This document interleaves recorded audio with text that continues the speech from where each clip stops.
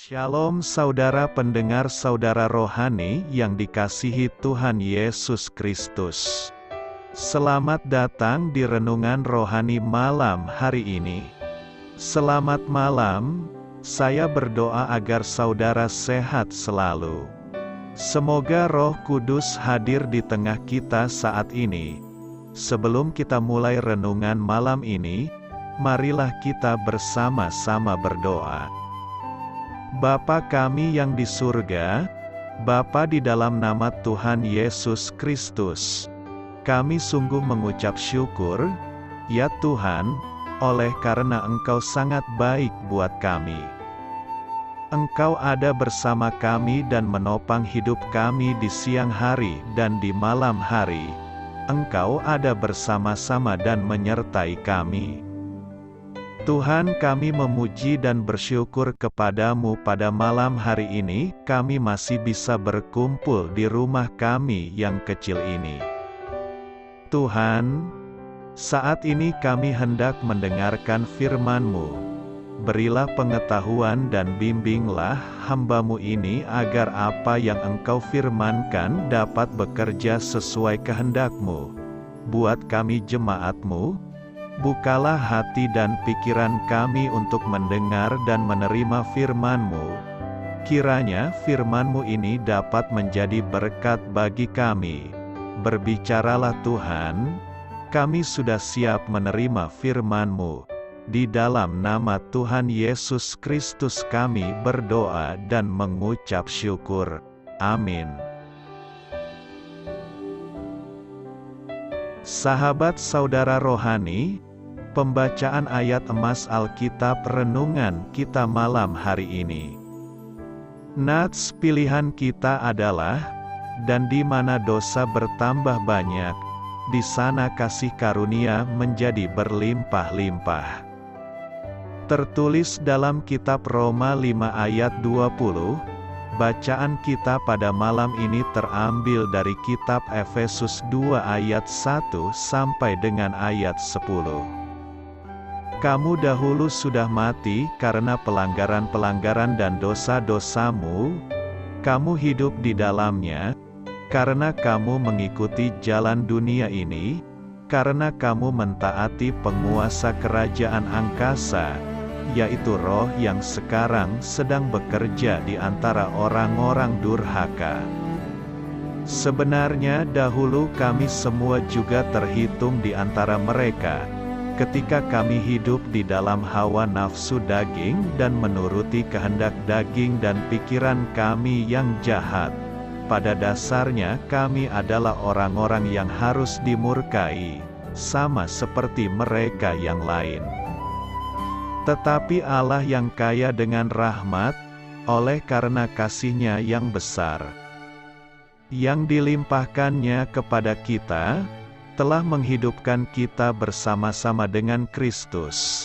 Sekalipun kita telah mati oleh kesalahan-kesalahan kita, oleh kasih karunia kamu diselamatkan, dan di dalam Kristus Yesus Ia telah membangkitkan kita juga dan memberikan tempat bersama-sama dengan Dia di sorga, supaya pada masa yang akan datang Ia menunjukkan kepada kita kekayaan kasih karunia-Nya yang melimpah-limpah sesuai dengan kebaikan-Nya terhadap kita dalam Kristus Yesus. Sebab karena kasih karunia kamu diselamatkan oleh iman, itu bukan hasil usahamu, tetapi pemberian Allah, itu bukan hasil pekerjaanmu. Jangan ada orang yang memegahkan diri. Karena kita ini buatan Allah, diciptakan dalam Kristus Yesus untuk melakukan pekerjaan baik, yang dipersiapkan Allah sebelumnya. Ia mau supaya kita hidup di dalamnya. Efesus 2 ayat 1 sampai dengan ayat 10.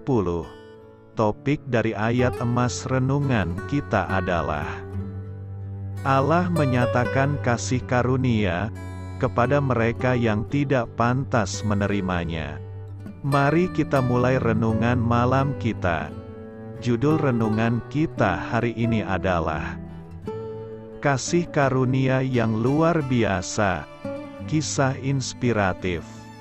Pada tahun 1700-an, John Newton pergi berlayar bersama ayahnya dengan sebuah kapal dagang.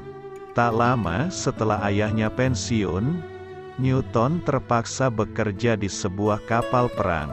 Akan tetapi, karena menghadapi kondisi yang tak tertahankan, ia pun melarikan diri.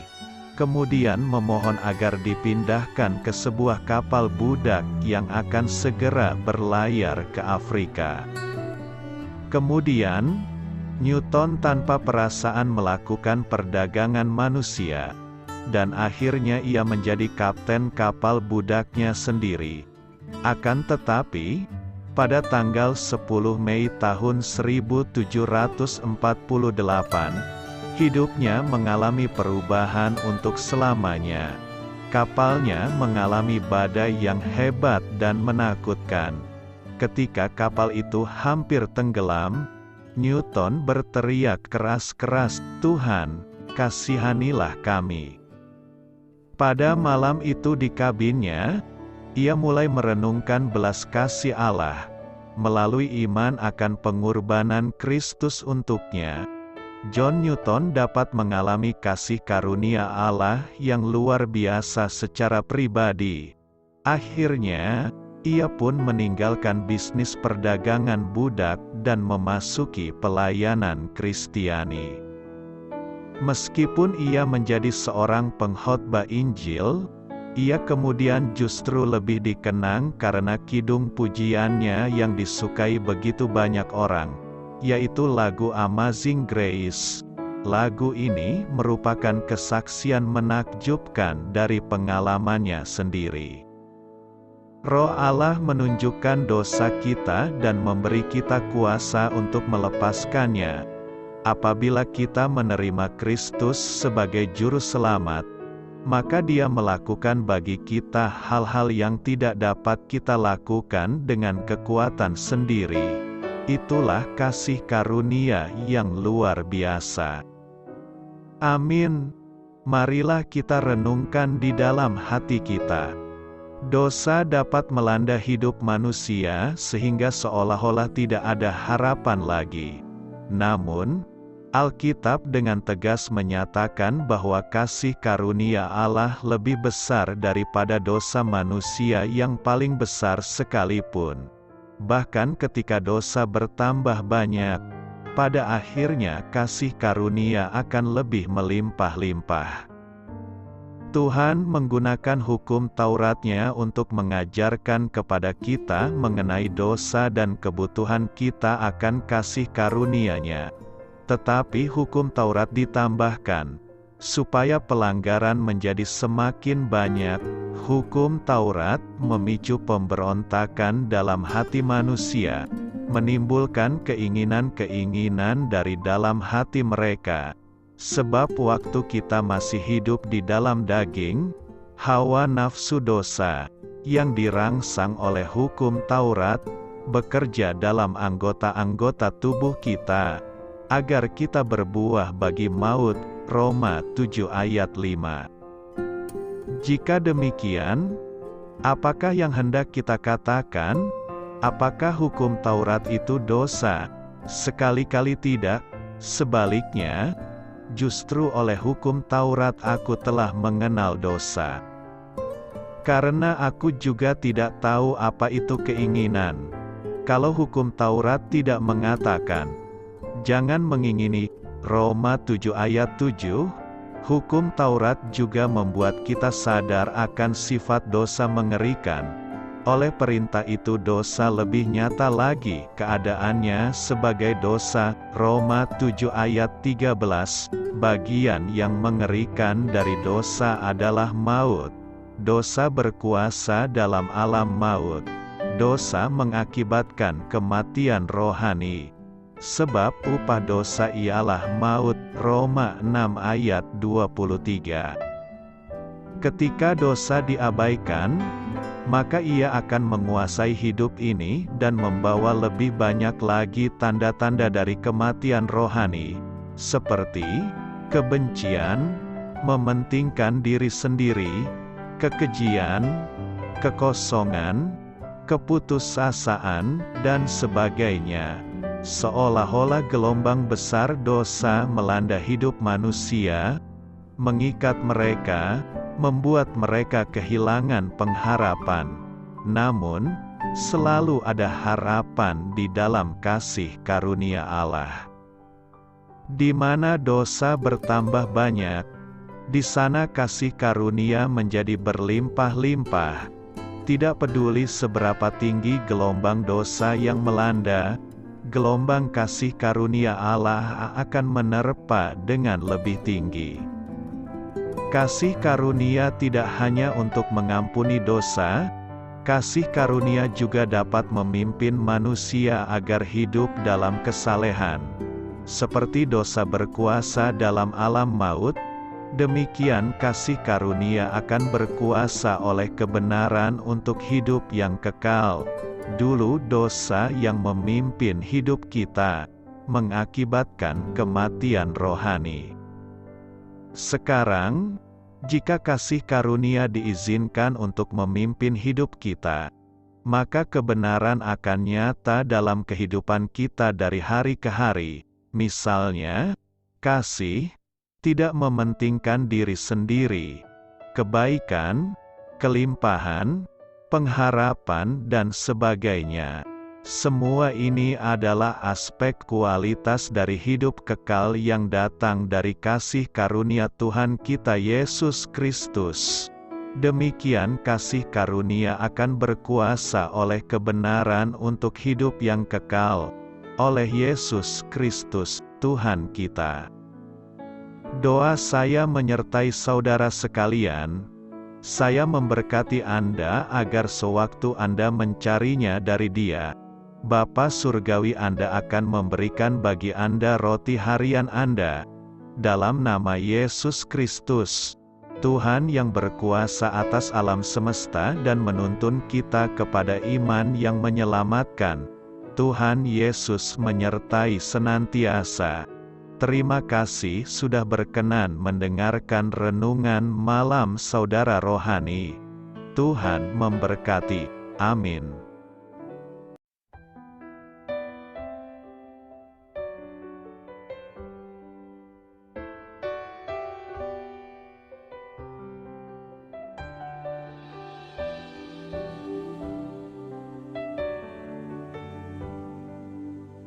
Marilah kita renungkan, sahabat saudara rohani, demikianlah renungan firman Tuhan malam hari ini. Semoga menjadi berkat di dalam hidup kita dan menjadikan kita pribadi yang lebih baik. Sebelum kita beristirahat pada malam hari ini, marilah kita berdoa. Bapa kami yang di surga, Bapa di dalam nama Tuhan Yesus Kristus, kami sungguh mengucap syukur, ya Tuhan, oleh karena Engkau sangat baik buat kami. Engkau ada bersama kami dan menopang hidup kami di siang hari dan di malam hari. Engkau ada bersama-sama dan menyertai kami, ya Tuhan Yesus. Kami mengucap syukur untuk firman-Mu, ya Tuhan, yang memberikan kami kekuatan dan menyadarkan kami bahwa kami tidak perlu takut dengan gelap dan malam. Sebab Tuhan, Engkau ada bersama kami. Engkau melindungi kami dan menjadi perisai bagi kami hamba-Mu berdoa saat ini. Tuhan, untuk setiap pendengar renungan ini yang mengalami ketakutan, kecemasan, kegelisahan, pada situasi gelap dan malam hari di dalam nama Tuhan Yesus Kristus.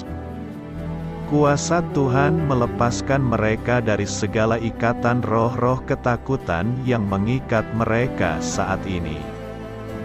Tuhan melepaskan setiap anak-anak-Mu dari segala rasa takut dan kecemasan.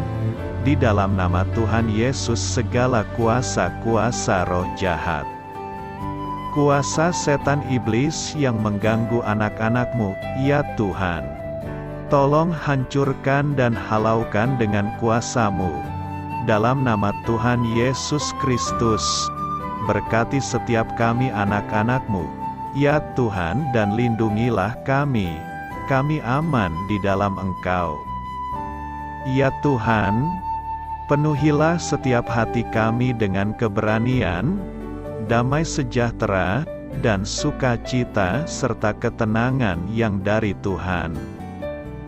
Berkati kami di malam hari ini, saat kami tidur dan beristirahat. Kuasa-Mu, ya Tuhan, menaungi setiap kami, memberkati dan melindungi kami. Bangunkanlah kami kembali besok pagi dengan kekuatan yang baru. Tubuh yang sehat diberkati Tuhan, dan berkat-berkat yang baru Tuhan sediakan bagi kami. Terima kasih, ya Tuhan, kami sungguh mengucap syukur untuk firman-Mu yang menguatkan kami. Dalam nama Tuhan Yesus Kristus Juru Selamat kami, Bapa kami yang baik, kami mengucap syukur dan berdoa haleluya. Amin.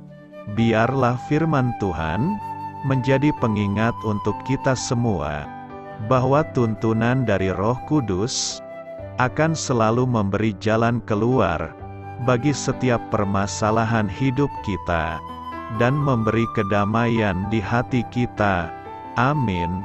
Sampai jumpa di renungan malam saudara rohani berikutnya.